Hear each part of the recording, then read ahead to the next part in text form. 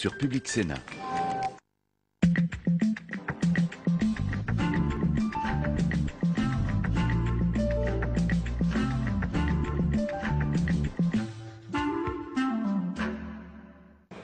Bonjour à tous, bienvenue sur Public Sénat. Ce matin, je vous propose de voir une table ronde consacrée à l'avenir de la zone euro et au rôle de la Banque Centrale Européenne. Hier, dans un rapport, Jean Arthuis, ancien ministre des Finances et actuel sénateur centriste de la Mayenne, plaidait pour une nouvelle gouvernance économique de la zone euro avec la création d'un trésor européen, mais aussi la fusion des fonctions de président du Conseil européen et président de la Commission européenne. Alors, sans plus tarder, cette table ronde. Bonne matinée à tous. Mesdames et messieurs, chers collègues, si vous le voulez bien, nous pourrions entamer cette table ronde dont je rappelle l'intitulé « Avenir de la zone euro vers un rôle plus actif de la Banque centrale européenne ». Et dans la fiche que j'ai sous les yeux, on n'a même pas mis de point d'interrogation. Voilà. Donc, cette audition est une audition doublement commune, puisqu'elle est organisée d'une part par la Commission des finances et d'autre part par la délégation à la prospective, dont le président est notre collègue, membre de la Commission des finances, Joël Bourdin.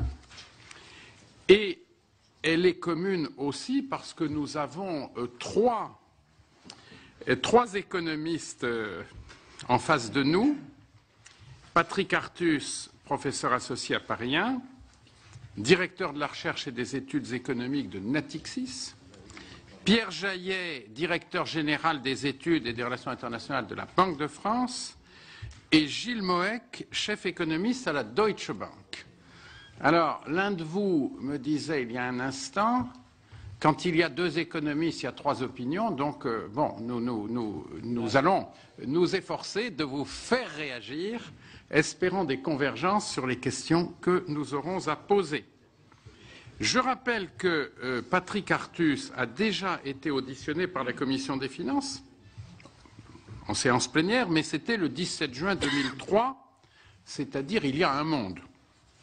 Et quant à nos deux autres invités, nous n'avons pas eu jusqu'à présent le plaisir de les auditionner. Alors, un mot très bref d'introduction, si vous le permettez.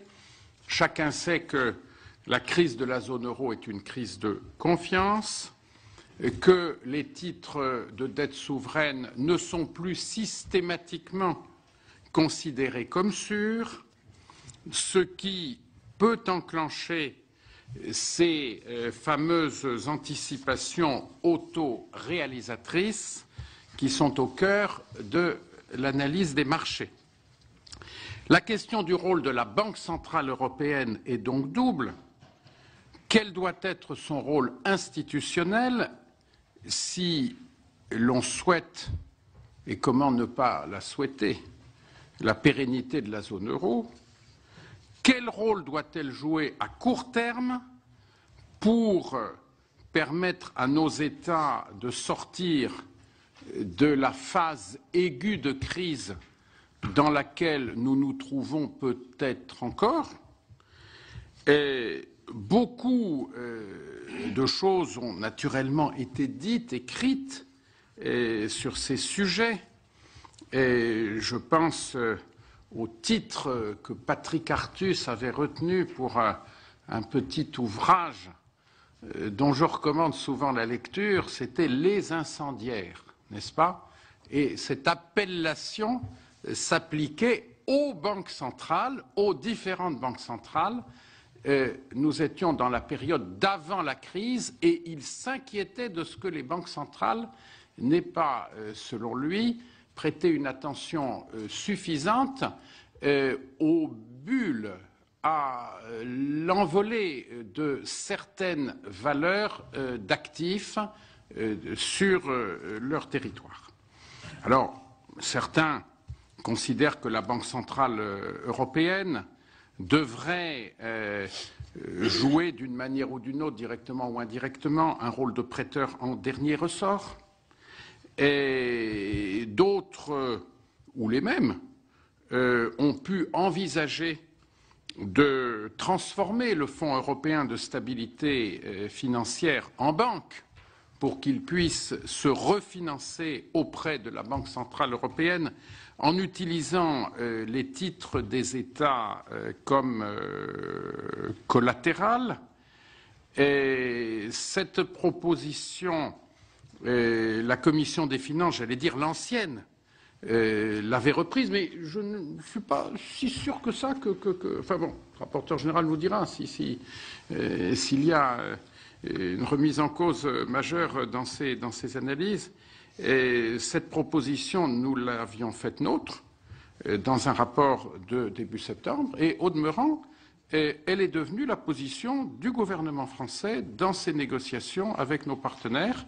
Et même, mais je ne suis pas le meilleur exégète à ce sujet, si je ne me trompe, elle a été également adoptée par le candidat socialiste à l'élection présidentielle. Mais ça, bon, vous nous direz quelle est la juste exégèse, le cas échéant. Je voulais simplement souligner que dans le mouvement des idées, il peut y avoir des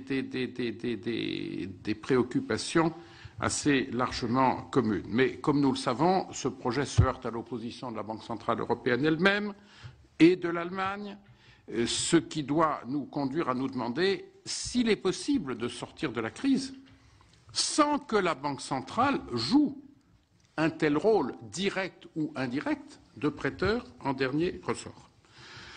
Alors peut-elle encore améliorer ses modalités d'intervention dans le cadre institutionnel qui est aujourd'hui le sien, dans les pratiques qui sont les siennes? Est-ce une question purement technique? Est-ce une question beaucoup plus large concernant l'édifice institutionnel lui-même de l'Union européenne et de la zone euro? Et enfin,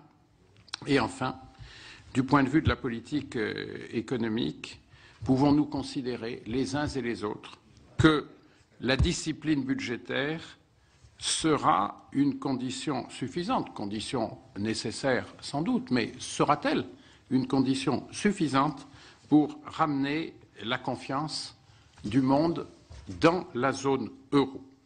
À titre d'introduction, je me bornerai à ce propos et je m'empresse de passer la parole à Joël Bourdin. Et Madame Bricq, Nicole Bricq, rapporteure générale, nous livrera peut-être son approche liminaire.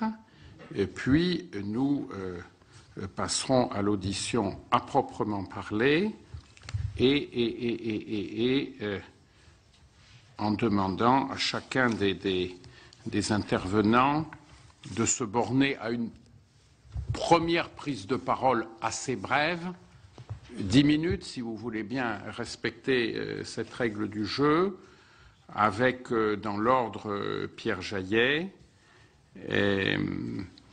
notamment pour nous rappeler ce que la Banque centrale européenne a fait depuis le début de la crise, ce qu'elle pourrait, de son point de vue, faire de plus. Et puis peut-être nous dire aussi, puisqu'on est au sein du système européen des banques centrales, ce que vous, les banquiers centraux, attendez des États. Vous êtes indépendants, vous avez capacité de vous exprimer sur ce type des choses, naturellement, en langage banque centrale, bien entendu. Ensuite, Gilles Moek, chef économiste à la Deutsche Bank, qui pourrait nous présenter sa conception du rôle de la Banque centrale européenne dans la sortie de crise, et Patrick Artus, qui réagira sans doute avec la liberté qui est la sienne, enfin qui sait toujours prendre son public à contre-pied pour ne pas lasser l'attention des auditeurs. Mais je pense plus particulièrement aux analyses qu'il a récemment publiées sur l'éventualité du recours par les États à la répression financière. Il nous dira ce qu'il faut entendre par là. ou sur les questions de collatéralisation de leurs dettes. Voilà, j'en ai donc terminé de cette présentation et je prie Joël Bourdin de bien vouloir prendre la parole. Merci, Monsieur le Président, Madame la rapporteure générale, chers collègues, Mesdames, Messieurs. Sur le grave sujet qui nous réunit, je suis ravi de me voir associer la délégation à la prospective que je préside à la Commission des finances dont je m'honore effectivement de faire partie. Et comme vous, je suis ravi d'accueillir nos experts que nous connaissons bien. Nous attendons beaucoup de vous, messieurs, pour déchirer ce brouillard opaque qui encombre notre horizon et pour, disons, nous donner des perspectives d'avenir en matière de gestion de l'euro et de gestion de la Banque centrale. Dans la crise actuelle, les regards convergent vers la Banque centrale européenne, bien évidemment. Est-elle vraiment l'unique objet de notre sentiment? Je n'en sais rien, mais nous attendons de vous des réponses à ce sujet. Pour certains des analystes de l'économie, notre BCE est un organe défaillant, prisonnier de son ciblage sur l'inflation, qui en fait un contrôleur des prix et rien de plus. Pour d'autres, elle aurait un autre tort, le tort d'intervenir, c'est récent, dans l'achat de titres publics. En quelque sorte, elle en ferait trop ou pas assez. C'est dire qu'elle reste méconnue et que doivent être mieux affirmées ses compétences. Doit-elle se contenter de redécouvrir ce que dans un passé récent on appelait le consensus de Washington, qui n'a pas franchement abouti à des résultats exaltants, ou doit-on la faire évoluer vers un système de banque centrale élargi, complété par un objectif de stabilité financière, de contrôle des émissions de crédit et de surveillance du prix des actifs? En clair, peut-on contrôler les prix, ce qui est l'objectif qui est fixé pour la BCE, sans se soucier d'évolution de tous les compartiments de la masse monétaire? Voilà, Monsieur le Président, j'ai été bref. Merci beaucoup, chers collègues. Madame le rapporteur général. Oui, moi je poserai mes questions si elles n'ont pas été traitées ou pas assez après les interventions de nos invités. Mais je voudrais leur faire part très rapidement et leur demander leur appréciation, peut-être qu'ils le font dans leurs exposés, de deux observations. Il semble qu'au sein de la zone euro, finalement, compte tenu de la crise, eh bien, il y a deux appréciations. La première, qui est plutôt celle de l'Allemagne et de la Banque centrale européenne, qui considère que la discipline budgétaire est un préalable à toute autre mesure. Et puis, d'un autre côté, la conception du FMI, qui, du reste, quand on regarde les appréciations des agences de notation, on retrouve une certaine coïncidence entre ces appréciations et ce que dit le FMI, qui mettent l'accent sur la nécessité de ne pas tuer la croissance par trop d'austérité. Et j'ai même vu que le FMI recommandait à l'Espagne de ne pas respecter sa trajectoire budgétaire pour ne pas mettre en péril sa croissance. Donc les deux points de vue semblent, au moment où nous parlons, inconciliables. Qu'en pensez-vous? Et puis la deuxième observation, elle tient à l'origine de la crise. Elle est plutôt considérée par les économistes à l'origine des déséquilibres des balances des paiements qui sont apparus après l'introduction de la monnaie unique et des écarts de compétitivité qui en ont résulté. Alors, dans ces conditions, c'est une question, le remède actuel qui est préconisé, qui consiste à soigner la zone euro par la rigueur budgétaire, est-il approprié si les causes profondes sont là? Voilà. Eh bien, messieurs les économistes, vous allez pouvoir traiter de ces sujets. En d'autres termes, avons-nous des chances raisonnables de mourir guéris? Enfin, c'est une façon un peu triviale, peut-être, de présenter des préoccupations qui peuvent être dans les têtes. Et je ne plaisante pas davantage et je passe la parole à Monsieur Pierre Jaillet. Messieurs les présidents, Madame la rapporteure, Mesdames et Messieurs les sénateurs, bonjour et merci pour votre accueil. Je tiendrai, je pense, Monsieur le Président, dans la marge des 10 minutes que vous m'avez allouées. C'est un sujet effectivement qui est chaud, qui est évolutif et sur lequel on a besoin sans doute de clarification. Un petit mot d'abord sur la crise de la dette souveraine, dont on dit que c'est la troisième phase de la crise globale. Là, on a eu la crise bancaire et financière, ensuite on a eu la crise économique et réelle. Et d'une certaine manière, la crise de la dette souveraine, c'est un petit peu l'addition de ces deux premières crises. Ça coûte cher, ça sera long à payer, et c'est la raison pour laquelle c'est douloureux, et c'est la raison aussi pour laquelle les banques centrales ont un rôle particulièrement à jouer là-dessus, en liaison bien sûr avec les autorités budgétaires. Un mot quand même, lorsqu'on regarde la façon dont les marchés apprécient le risque souverain dans la zone euro, on se demande parfois si les primes de risque sur certains pays de la zone euro ne sont pas un petit peu en décalage par rapport aux fondamentaux. Regardons par exemple le fait que l'Italie dégage pratiquement un surplus primaire à l'heure actuelle, alors que ce n'est pas le cas pour d'autres pays comme le Royaume-Uni, les États-Unis. Lorsqu'on regarde les dettes publiques, elles sont beaucoup plus importantes dans les pays que je viens de citer, et même au Japon, que dans la zone euro. 240% pour le Japon, 90% pour la zone euro, etc. Donc je pense qu'il y a un certain nombre de travail de relativisation à faire. Ensuite, pourquoi la zone euro a été sanctionnée? Je pense à deux égards. D'abord parce qu'effectivement un certain nombre de fondamentaux qui étaient apparus comme bons avant la crise sont apparus beaucoup moins bons.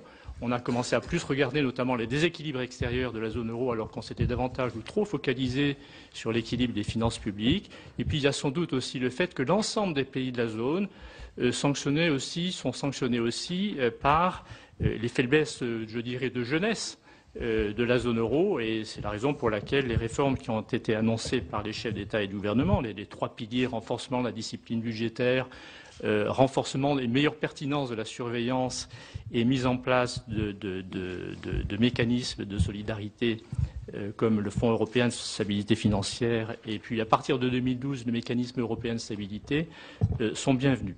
Alors, pour ce qui concerne plus spécialement la politique de l'eurosystème et de la BCE, vous avez enlevé le point d'interrogation, j'aurais presque tendance à le remettre, Monsieur le Président, vers un Vous ne me surprenez pas, Monsieur le Directeur général. Je vous provoquais. Alors je vais quand même rester ouvert et ne pas trop utiliser la langue de bois. Mais il y a trois aspects. Il y a les mesures conventionnelles, il y a les mesures dites non conventionnelles, et puis il y a une mesure qui n'est pas spécifiquement de la politique monétaire, qui est le programme d'achat de titres publics, ce qu'on appelle le SMP, Securities Market Program. Sur les mesures non conventionnelles, je crois que ce qu'il faut noter, c'est la forte réactivité de l'ensemble des banques centrales, y compris de la BCE et de l'eurosystème. Entre octobre 2008 et juin 2009, c'est-à-dire la période post-Lehman, le taux directeur a été abaissé de 325 points de base, il est passé de 4,25 à 1. Et d'autre part, les conditions monétaires sont devenues extrêmement accommodantes. Lorsqu'on regarde par exemple les taux réels qui ont été négatifs pratiquement depuis l'ensemble de la période, ils sont encore toujours négatifs d'ailleurs si vous prenez le taux directeur actuellement de l'ordre de 1,7 et 2%. Les conditions monétaires et financières globales qui réunissent à la fois les conditions monétaires, les conditions financières au sens des taux à long terme et bien sûr le taux de change effectif réel sont souples. Quand vous prenez des indicateurs de type taux de Taylor qui essaient de rapprocher les conditions monétaires de conditions réelles telles que l'écart par rapport à l'écart de production ou par rapport à la cible d'inflation, on est aussi dans des zones qui restent très, très accommodantes. Donc, du point de vue des mesures non conventionnelles, la difficulté qu'ont rencontré en réalité toutes les zones monétaires, c'est qu'on a approché la zone dite du taux zéro, en dessous duquel on ne peut pas baisser, par définition. Et dans ce cas-là, effectivement, on est amené à arbitrer sur des mesures qui ne sont plus des mesures non conventionnelles, c'est-à-dire le maniement des taux directeurs, mais on est obligé d'avoir accès à d'autres types de mesures qu'on appelle mesures non conventionnelles ou quantitatives. Et ça sera mon deuxième point. Alors, sur les mesures non quantitatives, je crois qu'il faut quand même battre un certain nombre de lieux communs. En gros, l'idée, c'est de dire il y a un fort activisme du côté de la Banque d'Angleterre, du Fed, de la Banque du Japon, et il y a une espèce d'immobilisme du côté de l'Eurosystème et de la Banque centrale européenne. Je pense que c'est pas tout à fait vrai. Et d'ailleurs, un premier indicateur, c'est de regarder l'ensemble des actifs de ces banques centrales par rapport à un indicateur indiscutable qui est le PIB nominal. Et lorsque vous regardez le bilan de l'Eurosystème par rapport au PIB nominal de la zone euro, c'est 26%. Comparé à 18% pour le Fed, à 19% pour la Banque d'Angleterre, 30% pour le Japon. Mais le Japon avait une longueur d'avance, je dirais même beaucoup de longueur d'avance, puisqu'il a commencé en fait sa politique de mesures non conventionnelles 10 ou 15 ans auparavant. Donc je crois que ce qui différencie plus ces deux banques centrales, c'est-à-dire l'Eurosystème versus le reste du monde, c'est moins la masse critique d'intervention que les modalités d'intervention. Je pense que ce qu'on appelle le quantitative easing, les politiques d'assouplissement quantitatif, en fait, c'est très spécifique dans les différentes zones. Aux États-Unis, c'est essentiellement des achats sur les marchés. Pourquoi ? Parce que les États-Unis en particulier se financent essentiellement sur le marché, à 3/4 pratiquement des financements de l'économie américaine. Dans le cas de la zone euro, ça se passe essentiellement par le financement intermédiaire des banques, et c'est la raison pour laquelle le quantitative easing, d'une certaine manière, pratiquement, passe par le refinancement qui est devenu massif du système bancaire de la zone euro. Et donc, au-delà de l'arsenal des mesures non conventionnelles qui ont été mobilisées depuis la période post-Lehman, c'est-à-dire l'élargissement des garanties acceptées dans le cadre de la politique monétaire, l'allongement à 3 mois, et puis à 6 mois, et puis à 1 an, puis toutes ces mesures qu'on peut considérer comme non conventionnelles à certains égards, ont porté leurs fruits, ont été relativement efficaces. Alors, il y a eu un pas supplémentaire en décembre dernier, avec ce qu'on appelle la facilité à très long terme, puisqu'il s'est agi d'allouer au secteur bancaire de la zone euro 300 des liquidités à 36 mois, c'est-à-dire à 3 ans, et de façon illimitée et à taux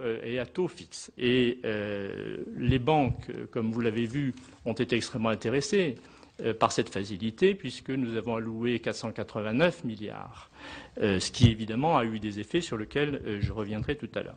Quels qu'en soient les effets de cette dernière mesure, si on regarde l'efficacité combinée de l'ensemble de ces mesures, je pense que d'une certaine manière, une chose qui est importante pour les autorités monétaires européennes, c'est que leur mandat d'abord a été respecté. Les anticipations d'inflation sont restées stables, aux alentours de 2, même si l'indice des prix lui-même a évolué, parfois largement au-dessus de 2, ce qui montre d'ailleurs qu'il y a un certain pragmatisme dans la gestion de cette cible d'inflation. Il n'y a pas de credit crunch au sens de rétrécissement des conditions d'accès au crédit qui mettrait à mal la reprise, puisque actuellement en France, par exemple, les crédits aux entreprises progressent de l'ordre de 4,5%, les crédits aux ménages de l'ordre de 6%. Pour la zone euro, on a des taux un petit peu moins élevés, 1,5 et 2 respectivement. Les marchés de la dette corporate d'entreprises tend à se réouvrir et à se normaliser. Il y a eu aussi une normalisation des conditions du fonctionnement du marché interbancaire, ce qui est évidemment très important, et on le voit par la baisse du prime entre les taux risqués et les non risqués, qui revient à des niveaux qui ne sont pas tout à fait normaux, mais qui sont beaucoup moins importants que ceux qu'on avait connus dans la période, disons, 2008-2009 et même 2010. Et donc, tout cela, évidemment, va dans le bon sens. Alors, ensuite, cette mesure de 36 mois a eu un effet particulier qu'elle a sans doute, et mes amis et collègues ici peut-être le confirmeront, changé un petit peu la physionomie et l'ambiance des marchés, qui était très dramatisante jusqu'à novembre, qui l'est beaucoup moins maintenant. Pourquoi ? Parce que cette mesure a permis, d'une certaine manière, de sécuriser le financement, le refinancement des banques à horizon de 3 ans, ce qui, évidemment, par effet de contagion sympathique, je dirais, a permis de rassurer un petit peu l'ensemble des marchés sur la capacité d'éviter une crise grave de liquidité à cet horizon. Alors maintenant, et ça sera mon dernier point, le programme, et c'est le 3e étage d'une certaine mesure des mesures non conventionnelles, c'est le programme SMP, le programme d'achat. Alors ce programme a été lancé en 2010, relancé, si je peux dire, à l'été 2011 suite à la aggravation de la crise souveraine et avec des objectifs qui étaient très clairs. Premier objectif, c'est faire en sorte que les mécanismes de transmission de la politique monétaire unique soient rétablis parce qu'ils avaient été, disons, détériorés. Détériorés parce que précisément, les primes de risque que j'ai évoquées au début de mon intervention étaient allés dans des sens qui étaient complètement décalés par rapport aux fondamentaux et qui, d'une certaine manière, remettaient en cause l'unicité de la politique monétaire unique. Et d'autre part, évidemment, réduire les turbulences, ramener une certaine stabilité sur des marchés qui étaient très, très désorientés. Alors, faut-il aller plus loin? Et là, la question, effectivement, se pose de la question du prêteur en dernier ressort. Je trouve que cette notion est souvent, introduit souvent beaucoup de confusion. Que la BCE, l'Eurosystème, comme toutes les banques centrales, joue un rôle de prêteur en dernier ressort, ce n'est absolument pas en question. Et je pense que la mesure, précisément, j'ai indiqué tout à l'heure, notamment le fait d'allouer 500 milliards pratiquement à 3 ans de façon illimitée avec une très large gamme de collatérales, c'est bien, d'une certaine manière, une mesure de prêteur en dernier ressort, puisque c'est se substituer à un marché qui ne joue plus son rôle. Est-ce qu'il faut aller plus loin? Est-ce que l'Eurosystème a le mandat pour être prêteur en dernier ressort sur les dettes publiques? C'est un exercice complètement différent. Parce que alors dans ce cas-là, ça voulait dire qu'on substitue un prêteur en dernier ressort à un assureur en dernier ressort. L'assureur en dernier ressort des dettes publiques, c'est le contribuable. Ça ne doit pas être les banques centrales. Et je remarque aussi que lorsque l'on regarde ce qui s'est passé ou ce qui se passe en Angleterre, au Royaume-Uni, aux États-Unis, au Japon, les banques centrales ne financent pas, ou plutôt le programme quantitatif n'a pas pour objectif de financer les États. Il a pour objectif de faciliter les conditions de financement sur les marchés. Et d'ailleurs, ces États ne sont absolument pas à la recherche de prêteurs en dernier ressort. Merci, Dieu merci, parce qu'ils sont tout à fait capables, et ils ont d'ailleurs un accès tout à fait facilité au marché, confèrent des primes de risque qui restent tout à fait raisonnables, voire très basses dans le cas des États-Unis et du Royaume-Uni. En conclusion, effectivement, vous avez dit, Monsieur le Président, que c'est intéressant aussi d'avoir une idée de qu'est-ce que les banques centrales attendent du côté des États. J'ai évoqué tout à l'heure le programme de réforme qui est tout à fait bienvenu pour réparer les erreurs de jeunesse. Certains diraient que c'est des erreurs peut-être plus graves. Moi, je pense que c'est des erreurs de jeunesse de la zone euro, à la fois sur les 3 piliers de la discipline budgétaire, de la pertinence de la surveillance macroéconomique et des mécanismes de solidarité. Et d'une certaine manière, on voit bien qu'on peut voir s'esquisser une espèce de partage des rôles assez clair entre, d'une part, les États, qui doivent reconstituer des marges de manœuvre budgétaires et maintenir leur dette sur une trajectoire soutenable. Les mécanismes de solidarité européens qui sont destinés à faire des programmes d'ajustement conditionnels, c'est-à-dire à faire en sorte de venir au secours des États qui le méritent parce qu'ils auront fait en sorte de rester dans des situations de solvabilité correctes. Et puis, l'Eurosystème et la BCE, qui, au-delà de son rôle de politique monétaire, qui continuera, aura toujours, via le SMP ou d'autres moyens, tout à fait les possibilités de continuer à faire en sorte que les marchés fonctionnent le mieux possible. Je vous remercie, Monsieur le Président. Merci beaucoup, Monsieur le Directeur général. Je me tourne donc vers Monsieur Gilles Moec pour qu'il nous présente son analyse, réagisse le cas échéant aux propos qui ont été tenus. Et j'aurais tendance à lui demander si le groupe de la Deutsche Bank a fait usage, et dans quel esprit, de la facilité illimitée qui vient d'être évoquée par votre prédécesseur. Messieurs les présidents, Madame la rapporteure, messieurs et mesdames les sénateurs, merci d'abord de me donner l'occasion de réaliser un rêve, puisque parler totalement librement de politique monétaire après avoir passé 12 ans à la Banque de France, qui était mon cas avant de rejoindre le secteur privé, je le ressens comme une véritable libération. Donc merci vraiment de me donner cette occasion-là. Mais tu verras, Pierre, que je m'éloigne assez peu finalement de ce que j'ai appris à rue Croix-des-Petits-Champs. Pour être plus sérieux, en réponse à votre question directe, le président directeur général de Deutsche Bank s'est exprimé là-dessus publiquement en disant que pour sa part, il ne souhaitait pas que notre établissement participe à la LTRO, mais je suis ici en tant qu'économiste. La recherche dans les banques d'investissement est indépendante et donc c'est à ce titre que je m'exprime, non pas en tant que représentant de la Deutsche Bank. Je ne sais pas si je parviendrai à percer le brouillard qui règne sur la crise souveraine européenne, mais en tout cas j'essaierai d'apporter quelques lumières autour de trois questions assez simples, je crois. La première, c'est peut-on identifier une quelconque responsabilité de la BCE ou de l'Eurosystème dans la survenance de la crise souveraine? Ma réponse est probablement oui, dans une certaine mesure, mais la marge de choix pour la Banque Centrale Européenne était probablement extrêmement faible. Deuxième élément, y a-t-il une contradiction intrinsèque entre le fonctionnement de l'Union monétaire, le fonctionnement de l'eurosystème et le règlement de la crise souveraine? Là, ma réponse est clairement non. Et au contraire, je crois que l'eurosystème s'est doté des moyens de gérer la crise. Mais gérer la crise n'est pas y apporter une solution, et c'est ma troisième question. Que peut faire la BCE pour aider, au-delà de la mise sous respirateur des signatures souveraines européennes, et véritablement contribuer à une solution de cette crise? Et ma réponse là-dessus est qu'elle peut beaucoup, mais qu'elle ne peut certainement pas tout, et surtout qu'elle ne peut pas tout faire seule. Première question, peut-on identifier une responsabilité de l'eurosystème dans le déclenchement de la crise? Oui, indirectement et dans une certaine mesure.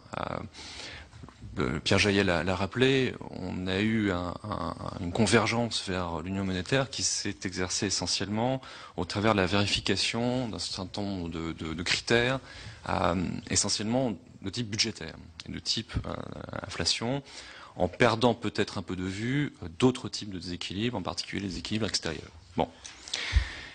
Il est vrai, et je crois que ce n'est absolument pas contestable, que lorsque l'on s'amuse à calculer des taux d'intérêt idéaux, si vous voulez, sur ce qu'a fait la BCE depuis 1999, on pourrait assez facilement conclure que la politique monétaire menée par la BCE de 1999 à peu près 2007 a essentiellement été adaptée aux besoins des économies dont la croissance était faible, et en particulier l'économie allemande.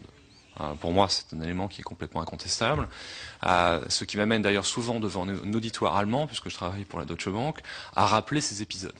À rappeler le fait que la politique monétaire extrêmement accommodante de la BCE pendant ces années-là a également permis à l'Allemagne de retrouver des marges de manœuvre à un moment où elle mettait en place, ce qui était probablement nécessaire, un programme de réforme structurelle qui était extrêmement coûteux à court terme en termes de croissance de la demande intérieure.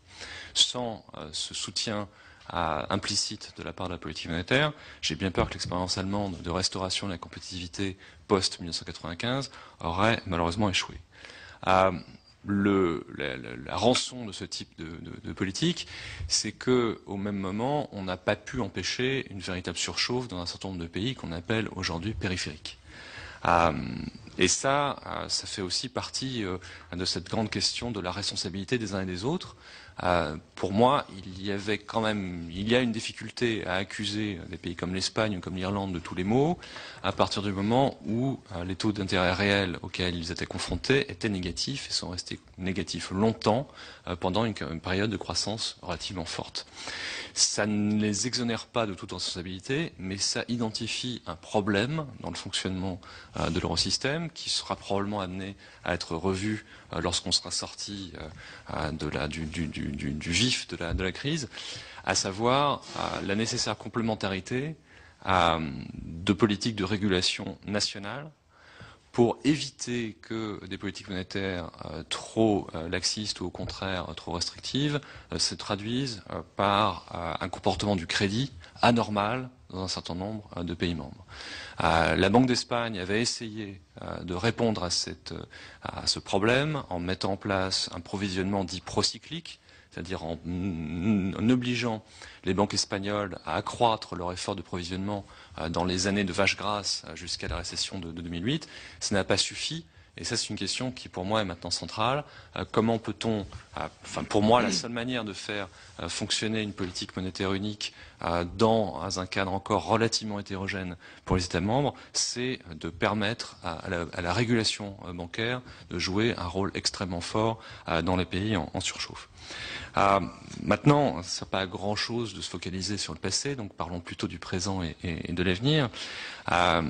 Une question récurrente pour moi qui suis confronté, je vis au Royaume-Uni depuis 6 ans et qui suis confronté à des investisseurs plutôt d'origine anglo-saxonne, c'est cette question de la pérennité ou de la validité de l'expérience union monétaire.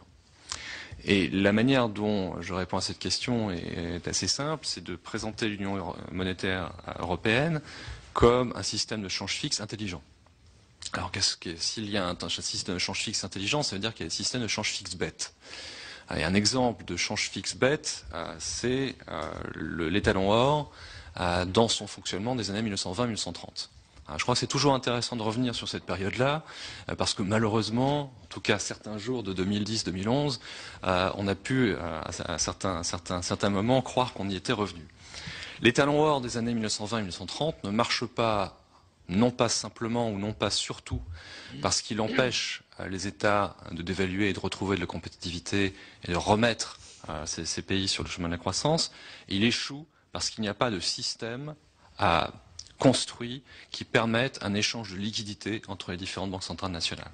Si on prend l'exemple même de la crise majeure des années 30, à savoir la faillite du Krisenstalt en Autriche en 1931, la raison fondamentale de cette explosion, c'est le fait qu'à l'époque, la Banque de France, la Banque d'Angleterre, le Fed n'ont pas été capables de se mettre d'accord suffisamment rapidement pour apporter les liquidités nécessaires à la Banque centrale autrichienne et à régler le problème du Krisenstalt. On a rigoureusement un système inverse aujourd'hui dans l'Union monétaire par le biais de cet accès à la liquidité qui a été rendu fondamentalement illimité. Et ça, on doit rendre, je pense, grâce à la BCE, à l'eurosystème dans son ensemble, pour avoir compris très très vite, et dès le début de la crise, et avant la Banque d'Angleterre, et même avant, dans une certaine mesure, la Fed, pour avoir compris que cette question de l'accès à la liquidité est absolument centrale. Et cet assouplissement continuel des règles de collatéral, qui permet en fait aux banques privées de l'ensemble des pays membres, y compris dans les pays membres qui souffrent actuellement, qui sont sous l'attaque des marchés, est ce qui permet à ces déséquilibres de balance courante de ne pas faire exploser le système. S'il n'y avait pas cet accès illimité à la liquidité, on ne pourrait pas actuellement continuer à financer les déséquilibres de balance courante qui sont aujourd'hui manifestes, même s'ils se réduisent, dans la zone euro. Qu'est-ce qui se passe normalement lorsque vous avez un déficit de balance courante ? Eh bien, normalement, vous avez en face des afflux de capitaux qui vont vous permettre de régler votre facture vis-à-vis du reste du monde. Que se passe-t-il quand ces capitaux en provenance du reste du monde ne viennent plus, ce qui est très exactement le cas du Portugal et dans une moindre mesure de l'Espagne et de l'Italie aujourd'hui, eh bien dans un cadre normal, entre guillemets, ça explose. Ça explose parce que, au bout d'un moment, la Banque centrale nationale ne peut plus tirer sur ses réserves de change. Le fait que nous ayons un système de paiement centralisé dans la zone euro, appelé Target 2, qui repose essentiellement sur l'accès illimité, encore une fois, à la liquidité de la Banque centrale, est absolument, et c'est quelque chose qui est souvent peu remarqué, en tout cas en France, est extrêmement important. Si je ne me trompe, certains économistes allemands, tout à fait, j'allais y venir, ont développé des analyses pour montrer que le système Target n'était pas neutre et conduisait, selon eux, à ce que l'Allemagne, en réalité, fasse crédit aux autres. Alors, que faut-il penser de cette approche ? Vous faites référence à, par exemple, des propos tenus par Hans Werner Sinn, qui est le patron de l'IFO. Il faut savoir que cette question de Target 2 et de l'accumulation d'une dette du reste de l'eurosystème vis-à-vis de la Bundesbank est extrêmement populaire en Allemagne, y compris dans la presse, j'allais dire, la plus simple. Bild Zeitung fait régulièrement référence à Target 2. Je crois que là, il y a une erreur d'analyse, entre guillemets, qui tient au fait qu'il n'y a pas, via le système Target 2 d'accroissement de l'exposition allemande vis-à-vis des pays périphériques. Ce qui se met en place, en fait, c'est une substitution à des investisseurs privés défaillants, entre guillemets, en tout cas qui ne veulent plus soutenir les pays périphériques, de financement Bundesbank. Dans quelle mesure est-ce douloureux pour l'Allemagne? Ça ne l'est pas. Ça ne crée actuellement absolument aucune tension sur le système financier allemand, tout dans la mesure où on ne réalise pas, où on laisse le système croître de manière illimitée, ce qui est actuellement son fonctionnement. Ce que Hans Werner Sinn voudrait, c'est que l'on mette en place une limite sur les financements Target 2, c'est très exactement ce qui provoquerait une explosion. Si en revanche les crédits continuent à dériver de manière illimitée, on peut éviter et continuer à gérer cette crise. Donc là-dessus, je crois qu'on a un modèle qui est infiniment plus solide qu'on ne le croit et qui organise de manière quasiment automatique de la solidarité financière à l'intérieur de la zone euro. Troisième question, et c'était mon dernier point, la BCE, via l'injection de liquidités, évite fondamentalement une explosion du système. Est-ce que ça suffit à résoudre la crise souveraine? Probablement non, et c'est probablement pas le travail de la BCE. Je crois que pour les investisseurs, aujourd'hui, surtout ceux qui ne sont pas situés dans la zone euro, ont besoin d'être rassurés sur un certain nombre d'éléments et ont besoin en particulier d'être rassurés sur la logique des politiques qui sont mises en place. Et force est de constater que la logique n'a pas toujours été au rendez-vous en 2011, 2010 et 2011. On peut passer en revue peut-être deux erreurs. Première erreur, sur le FESF, le système de solidarité financière de la zone euro, le temps perdu à la mise en place de ce système a été, je crois, absolument catastrophique. C'est un système complètement cumulatif dans lequel des montants relativement raisonnables, s'ils avaient été disponibles immédiatement, auraient probablement suffi à enrayer la crise. À partir du moment où le marché poussait les choses à un étage supplémentaire, on demandait en fait des montants encore plus importants, ce qui en retour crée une pression politique sur les États membres de plus en plus lourde et qui donnait cette impression d'un système politique européen qui court après les événements de marché et qui ne parvient jamais à les arrêter. Ça a été un élément absolument central et j'y reviendrai dans ma conclusion. Deuxième élément, ça peut paraître simple, mais il ne sert à rien d'attirer l'attention des observateurs et des investisseurs sur des problèmes lorsqu'on ne se donne pas, a priori, les moyens de les régler. Et là-dessus, on peut parler brièvement de la question des stress tests de l'autorité bancaire européenne. Je crois qu'il y avait là une bonne intention, qui était de réaliser un exercice de transparence sur l'exposition des uns et des autres à la crise souveraine européenne. De ce point de vue-là, c'est très bien. Mais à partir du moment où on met en évidence des besoins en capital, il faut avoir immédiatement les moyens d'y faire face et il fallait pouvoir y faire face de manière publique. Le FSF normalement sert à ça, mais le FSF, au moment où les stress tests ont été sortis, n'avait de toute manière pas les moyens de répondre à cette question. Et ça, c'est absolument important. Je crois, et je suis absolument d'accord avec Pierre Jaillet, que la mise en place de la prise en pension à 3 ans est absolument cruciale actuellement et c'est ça qui essentiellement a expliqué le revirement des marchés. Pourquoi ça? Tout simplement parce qu'on a retiré du système une source d'anxiété massive qui était le risque d'une explosion en vol du système bancaire européen en 2012, sachant qu'il y avait 600 milliards de dettes bancaires qui devaient arriver à maturité en 2012. La mise en place de la prise en pension à 36 mois, c'est très exactement le moyen de répondre à cela. Cela étant, il y a un deuxième étage normalement de la prise en pension à 36 mois. On compte fondamentalement, même si c'est implicite dans ce que dit la BCE, sur les banques pour utiliser l'opportunité créée par la prise en pension à 36 mois pour revenir vers le marché souverain et financer les États. Cela étant, ça dépend d'une décision rationnelle des banques. Et là-dessus, on a bien vu qu'un certain nombre d'éléments n'étaient pas forcément au rendez-vous. En Espagne, il y a eu immédiatement une réaction extrêmement forte des banques après la prise en pension à 36 mois et un retour immédiat, de manière massive, vers le marché souverain. Expérience tout à fait réussie en Espagne. En Italie, on n'est probablement pas passé loin d'un échec. On n'est pas passé loin d'un échec parce que, à l'origine, lorsque la prise en pension à 36 mois a été annoncée, ce que les banques italiennes ont demandé, c'est qu'on les rassure sur leur exposition souveraine. On ne peut pas, dans un premier temps, punir les banques italiennes pour avoir une exposition trop importante vis-à-vis de leurs souverains, ce qui a été le fait du stress test mis en place par l'autorité bancaire européenne, pour leur demander, quelques mois plus tard, de bien vouloir revenir sur le marché souverain pour permettre au gouvernement italien de passer un moment extrêmement difficile en termes de liquidité. Et ça, on peut aussi dire merci à la BCE, parce que cet élément de doute sur l'efficacité de la LTRO, la prise en pension à 36 mois, pour à transférer des fonds, si je puis dire, vers les États, a été levé lorsque M. Draghi s'est exprimé pour dire qu'il n'y aurait pas probablement de nouveaux stress tests en 2012 mis en place par l'autorité bancaire européenne. C'était très exactement ce que les banques italiennes voulaient entendre avant de pouvoir aller vers le marché.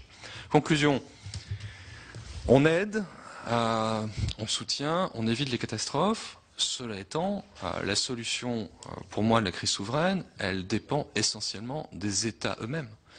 Fondamentalement, même si la LTRO à 36 mois a créé cette espèce de choc électrique dans le marché qui fait qu'un certain nombre de gens, essentiellement aux États-Unis, au Royaume-Uni, ont changé d'avis sur la pérennité de la zone euro, c'était très important de le faire.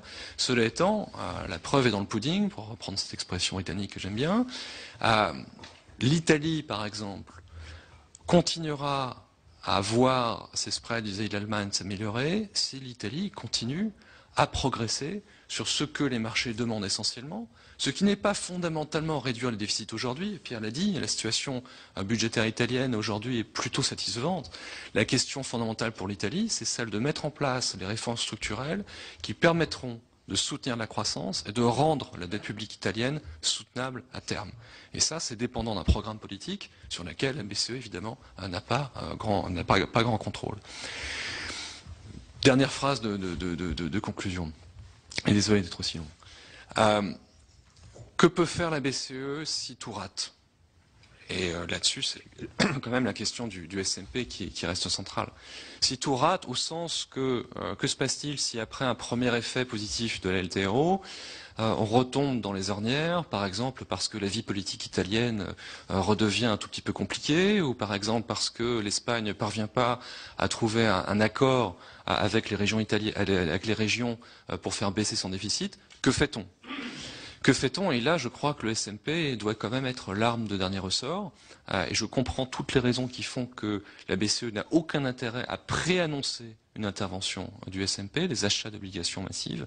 Cela étant, je crois que le marché aujourd'hui fonctionne sur la conviction implicite que la Banque Centrale Européenne fera le métier, entre guillemets, si jamais les choses devaient s'avérer totalement toxiques. Qu'elle ne le dise pas me paraît parfaitement normal. Plus la BCE le dira, moins les États donneront en termes de progrès sur leurs réformes. Merci beaucoup. Monsieur Mock, pour la mise en pension et l'intérêt de la mise en pension à 36 mois, vous ne parlez que de l'Italie et de l'Espagne. Pourquoi vous ne faites pas le bilan à propos de la France? Parce que là, je fais référence à ce que les marchés appellent gentiment le sarcotrade, qui était ce qui a été immédiatement considéré comme étant la conclusion, entre guillemets, de la LTRO à 36 mois, qui était qu'au-delà d'un soutien au refinancement bancaire, il s'agissait aussi de permettre ou d'inciter les banques à financer les États en allant aux adjudications de titres publics en 2012. Et les deux États qui étaient très évidemment dans le collimateur des marchés, si je puis dire, de ce point de vue-là, c'était les marchés italiens et les marchés espagnols. J'ajouterais en plus que sur les 600 milliards de dettes bancaires qui devaient venir à échéance en 2012, à peu près un quart concernait les banques espagnoles seules. Donc la LTRO à 36 mois, elle est quand même très essentiellement dirigée vers ces deux États. Merci beaucoup, monsieur l'économiste en chef. Voilà, donc nous reviendrons peut-être sur le Sarco-Trade qui, vous le voyez, est à la fois imaginatif et efficace, n'est-ce pas? Alors, je m'en doute bien, alors je me tourne vers Patrick Artus Et on nous parle donc d'une facilité illimitée.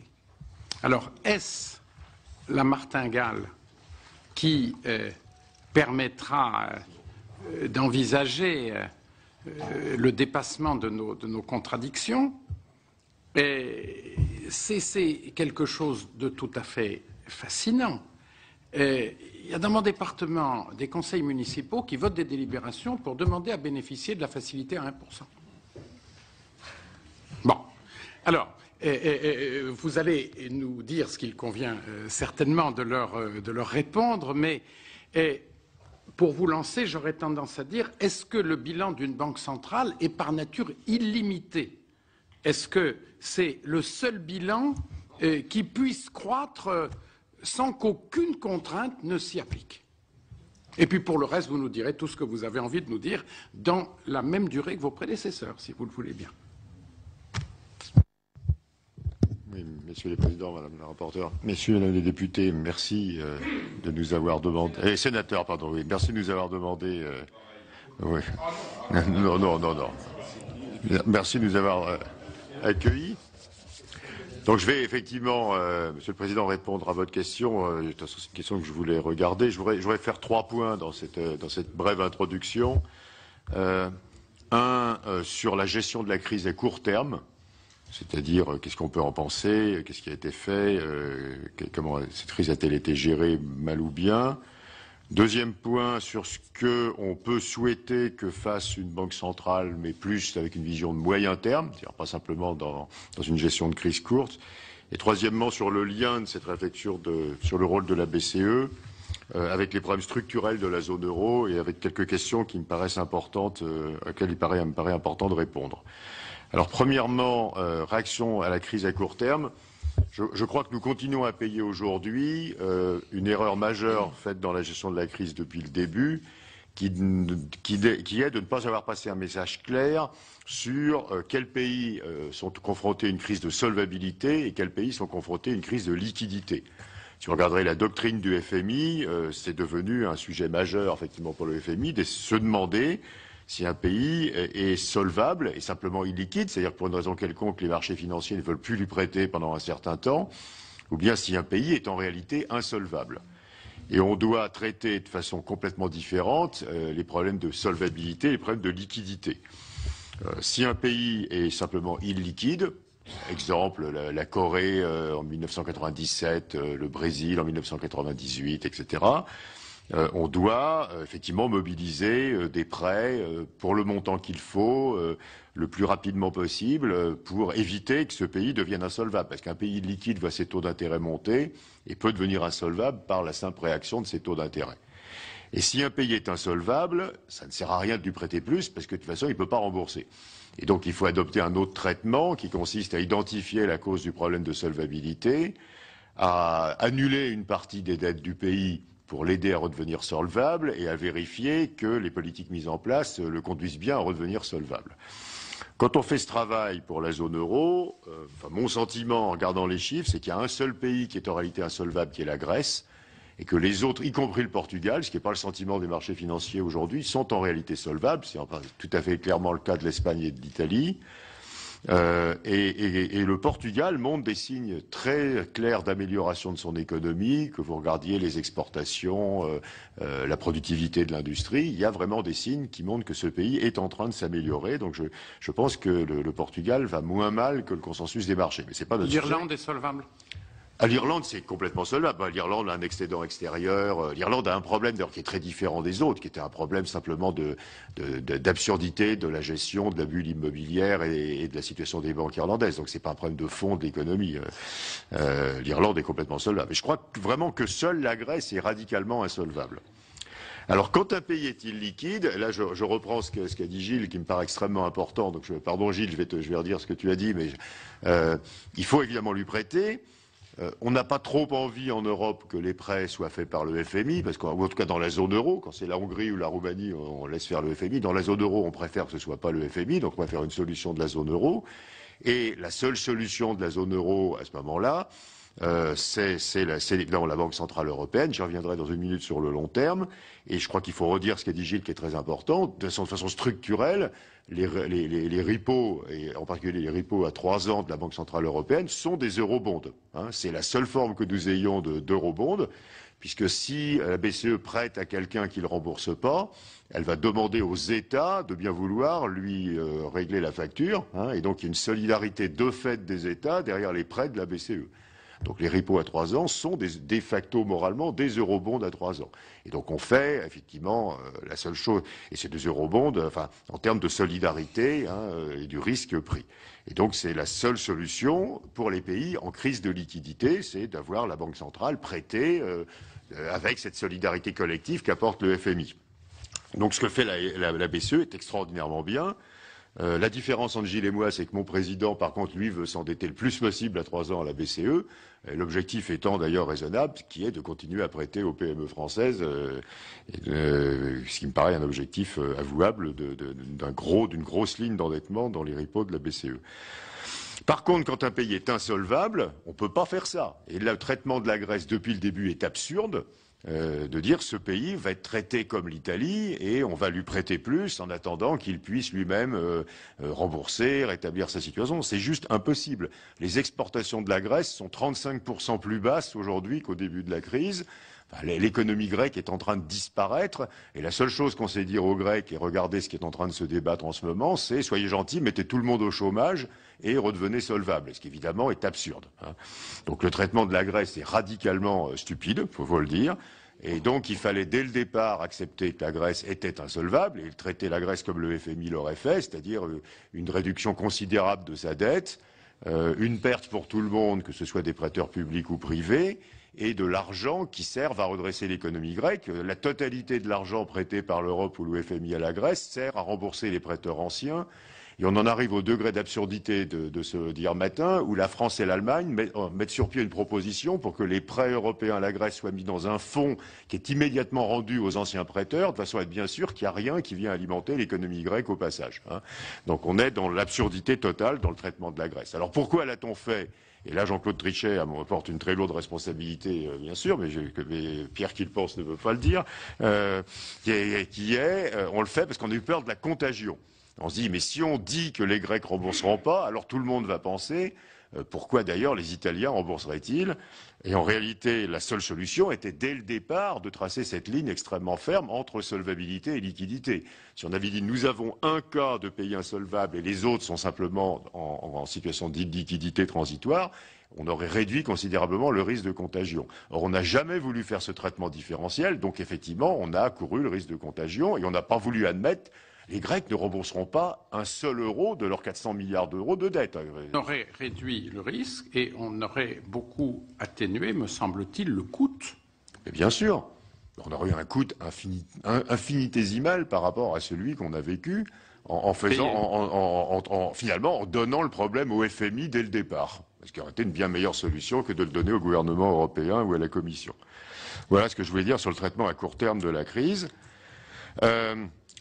Ensuite, sur les risques, vous posiez la question et après je passe au long terme et j'arrête, les risques courus par la BCE sont quand même pas très élevés. Enfin, si la BCE fait des prêts à des pays dont on a fait l'analyse que leur problème était un problème de liquidité, en réalité, la BCE ne peut que gagner de l'argent en faisant ces prêts. Puisque, par définition, les taux d'intérêt de ces pays vont baisser. C'est d'ailleurs ce qui se passe. Donc il faut quand même rendre compte qu'on ne met pas de mauvais actifs sur le bilan de la BCE. Quand la Réserve fédérale va acheter des ABS d'immobilier américains un peu bizarres, c'est pas tout à fait la même chose que d'acheter de la dette italienne. Donc je ne crois pas que la BCE soit en train de prendre des risques à son bilan, à condition bien sûr de ne prêter indirectement qu'aux pays liquides. Alors, juste un mot maintenant sur les banques. Et disons la pondération relative du SMP, c'est-à-dire des achats directs de la BCE et du LTRO. Je crois que là, on n'a à nouveau pas le choix. Draghi est quelqu'un de très pragmatique. Faire un SMP plus gros, c'était se confronter avec le Parlement allemand. Faire le travail par les banques, finalement, c'est une façon habile de ne pas se confronter, d'être pas en conflit avec le Parlement allemand.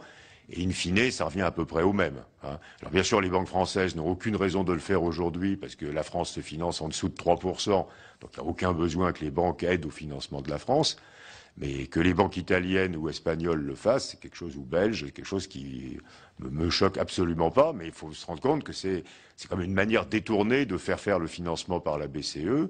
Maintenant, le LTRO ne sert pas qu'à ça. Hein. En France, le LTRO est en train d'éviter un rationnement du crédit des PME, ce qui est quand même quelque chose qui est extrêmement positif. Alors, deuxième point, et je vais plus vite sur le long terme, j'ai deux problèmes avec le projet de traité européen que je voudrais mentionner avec vous et un problème avec les statuts de la BCE. Premier problème avec le projet de traité, enfin disons je fais un et un pour faire ça. Je ne crois pas du tout que le FSF-ESM soit le prêteur en dernier ressort, le firewall, comme disent les Anglais, légitime. Il faut se rappeler que c'est un émetteur obligataire. Et donc les débats pour savoir s'il doit pouvoir disposer de 500, de 750 ou de 1000 milliards d'euros sont des débats totalement surréalistes. Pour l'instant, le FSF a émis 19 milliards, dont 6 milliards à court terme, avec de grandes difficultés. Un programme d'émission qui est pour l'instant zéro, donc qui n'a pas été annoncé, et de toute façon est totalement incapable d'émettre ces montants-là sur le marché obligataire. Donc il faut quand même se rendre compte que le prêteur en dernier ressort utilise la création monétaire. Si vous avez besoin de beaucoup d'argent très vite, vous ne pouvez pas aller sur le marché obligataire. Enfin, c'est quelque chose qui me paraît de bon sens. Si l'Italie, par malheur, tombait dans une crise d'insolvabilité et qu'il fasse débloquer beaucoup d'argent pour l'Italie, à ce moment-là, les marchés obligataires sont fermés par construction, parce que ça serait une crise grave, et un émetteur obligataire n'a aucune chance de pouvoir émettre le moindre euro de financement pour l'Italie. Dit à nos clients américains, c'est dire l'Italie va mal et donc elle va garantir le fonds qui va lever de l'argent pour la financer. Évidemment, ceci ne peut pas marcher. Donc il va quand même falloir comprendre qu'il faut que le FSF-ESM, soit ça devienne la BCE, soit il y a un accès au financement monétaire de la BCE, comme le FMI a un accès au financement monétaire des banques centrales. Sinon, ça ne marchera pas. Et nous n'avons pas de firewall. Et ma conviction est que nous aurons d'autres crises de liquidité tant qu'il n'y aura pas d'eurobond, parce qu'on a 17 émetteurs souverains dans la même monnaie, ce qui n'existe nulle part ailleurs. Ce que je raconte à mes clients américains, c'est imaginer que les 50 États des États-Unis, qu'il n'y ait pas de trésor des États-Unis et que les 50 États doivent se financer indépendamment sur les marchés. Combien ne pourraient pas? La réponse des Américains en général à cette question, c'est une trentaine. Hein. Donc il y aurait que 20 États qui réussiraient à se financer sur les marchés. Donc évidemment, avec 17 émetteurs souverains, vous avez un risque continuel de crise de liquidité. Si on va résoudre celle-ci, et puis dans 3 ans, ça sera peut-être la Belgique ou la France, on n'en sait rien.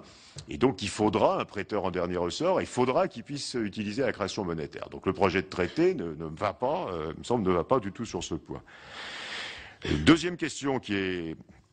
Alors bien sûr, il faut régler, alors Pierre l'a dit, et je le redis, mais tout le monde le sait, et Pierre a raison, il faut bien évidemment régler le problème d'aléa de moralité, c'est-à-dire qu'on ne peut pas être prêteur en dernier prêteur en dernier ressort, un emprunteur souverain sans condition, mais ça c'est clair.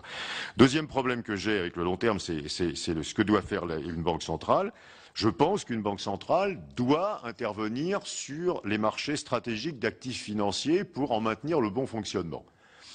Ce que les banques centrales refusent en général de faire. Et donc il ne s'agit pas de le faire uniquement localement ou transitoirement. Je pense que c'est le métier normal des banques centrales de faire en sorte qu'il n'y ait pas de crise de liquidité sur des marchés de financement stratégiques de l'économie ou des banques.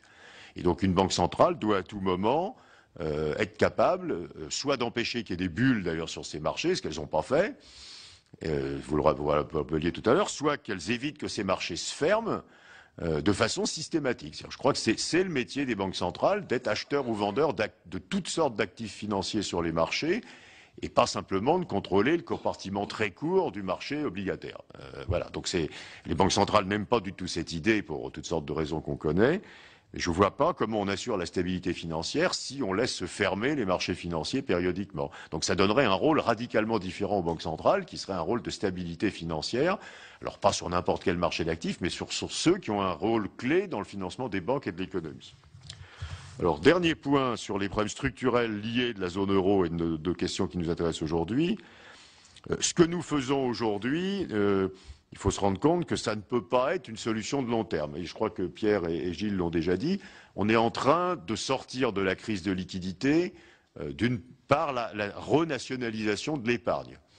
En gros, aujourd'hui, les assureurs et les banquiers français ne prêtent qu'à la France, les assureurs et les banquiers italiens ne prêtent qu'à l'Italie, Et les banquiers et les assureurs français vendent tout ce qu'ils ont en Italie, en Espagne, au Portugal, et n'achètent pas d'Allemagne parce que ça ne rapporte pas assez, donc ils achètent que de la France. C'est d'ailleurs pour ça que le mystère du taux de financement de l'État français se règle, c'est que les assureurs français ne peuvent pas acheter d'Allemagne parce que ça ne rapporte pas assez, sinon on aurait déjà une crise financière en France. Mais voilà. Mais on ne peut pas vivre, enfin ça ne peut pas être une situation de long terme dans la zone euro, que l'épargne ne finance que les besoins de financement domestiques de chacun des pays, ce qui est en train de se produire en ce moment. C'est aussi absurde en Allemagne. Les Allemands se forcent à ne prêter qu'aux Allemands. Et le seul emprunteur en Allemagne, c'est l'État allemand, qui d'ailleurs emprunte pratiquement plus rien. Donc on est en train de fabriquer une gigantesque bulle sur le marché obligataire allemand, parce que les Allemands refusent de prêter aux autres. Et donc ce qui nous sort de la crise aujourd'hui, évidemment, est totalement absurde dans le long terme et conduit à quelque chose qu'on se demande pourquoi on a l'euro, si d'ailleurs l'épargne doit rester à l'intérieur des frontières nationales dans chacun des pays. Deuxième point, ce que nous faisons aujourd'hui est aussi en train de tuer la croissance potentielle de la zone euro à long terme. On a à la fois une très forte réduction des investissements des entreprises, puisque les entreprises ne veulent plus s'endetter, et une très forte réduction des investissements publics, puisque les États veulent faire disparaître leur déficit et que c'est plus facile de tuer les investissements publics que les autres dépenses des États. Si vous regardez ce qu'ont fait les Suédois en 92, qui s'en sont quand même pas mal tirés, au moment où ils ont réduit de 20 points de PIB leurs dépenses publiques en 7 ou 8 ans par rapport au PIB, ils ont doublé les dépenses publiques de recherche-développement. Donc ce qui est quand même assez intéressant à voir. Malheureusement, les pays de la zone euro font systématiquement l'inverse aujourd'hui. La partie des dépenses publiques qui baisse le plus dans tous les pays en difficulté, c'est les investissements publics. Et le taux d'investissement public de la zone euro a baissé de 20% par rapport à la situation d'avant-crise. Donc nous sommes en train de mettre en place une baisse de la croissance de long terme de la zone pour sortir des déficits à court terme, ce qui est aussi extrêmement dangereux. Voilà. Et la dernière question que je voudrais poser, c'est la question suivante. Qui doit à long terme financer les États ? Aujourd'hui, c'est la BCE et les banques. Ce qui est quand même qui est normalement pas leur métier. À nouveau, ça doit être perçu juste comme une situation de crise pour la BCE, on l'a dit tout à l'heure, et pour les banques. Mais ce n'est pas le métier des banquiers de financer les États. Alors malheureusement, le régulateur bâlois l'a pas compris non plus, puisque vous savez que la régulation des banques, maintenant, a créé un ratio de liquidité qui, en réalité, force les banques à financer les États. C'est vraiment pas le métier des banques de financer les États, sauf, aujourd'hui, on est ravis que les banques italiennes ou espagnoles le fassent. Et vous avez le modèle du Japon, où le déficit public du Japon depuis 20 ans est financé par les banques japonaises, avec la conséquence que depuis 20 ans, les entreprises japonaises n'ont pas pu obtenir de crédit bancaire, ce qui est quand même pas une très bonne idée. Donc ça ne peut pas être le modèle de long terme. Le modèle de long terme, c'est un modèle où les États sont financés par des investisseurs à long terme, c'est-à-dire des caisses de retraite, des fonds de pension, des assureurs vie, etc., et pas par les banques. Donc il faudrait pas... et voilà. Donc troisième raison pour laquelle... Et je conclue là-dessus. Ce qui nous sauve finalement de la crise aujourd'hui, ce sont trois caractéristiques très indésirables à long terme. C'est la création monétaire par la BCE, mais à nouveau c'est une pratique de crise, ça ne peut pas être une pratique de long terme. C'est l'intervention des banques massive dans le financement des États dans les pays en difficulté. Et c'est la baisse très forte des taux d'investissement pour réduire les besoins de financement des pays. Et je vais redire en conclusion ce qu'a dit Gilles. En réalité, ce que nous avons, c'est une crise, pas de la dette publique, mais c'est une crise du déficit extérieur. Ce qui s'est passé en Europe, c'est que les pays du Nord ne veulent plus prêter aux pays du Sud. Et donc, transitoirement, on peut organiser une astuce qui s'appelle la BCE pour que les Allemands ne se rendent pas entièrement compte qu'en réalité, on prend encore leur épargne pour la prêter aux pays du Sud en mettant au milieu le bilan de la BCE. C'est dont on parlait tous les trois au début. Mais intrinsèquement, ce qui est en train de se passer, c'est l'apparition d'une énorme contrainte extérieure pour tous les pays qui ne peuvent plus avoir de déficit extérieur. Quand vous ne pouvez plus avoir de déficit extérieur, il n'y a qu'une seule solution, à nouveau, c'est d'investir moins, de renationaliser votre épargne et de faire disparaître les déficits publics. Mais c'est extraordinairement indésirable. On est en train, à nouveau, de tuer la croissance potentielle de la zone euro. Si on ne permet plus que l'épargne circule librement à l'intérieur de la zone euro, soit parce que les Allemands ne veulent plus prêter, soit parce que les autres sont contraints à l'équilibre extérieur à tout moment, parce que l'épargne ne circule plus.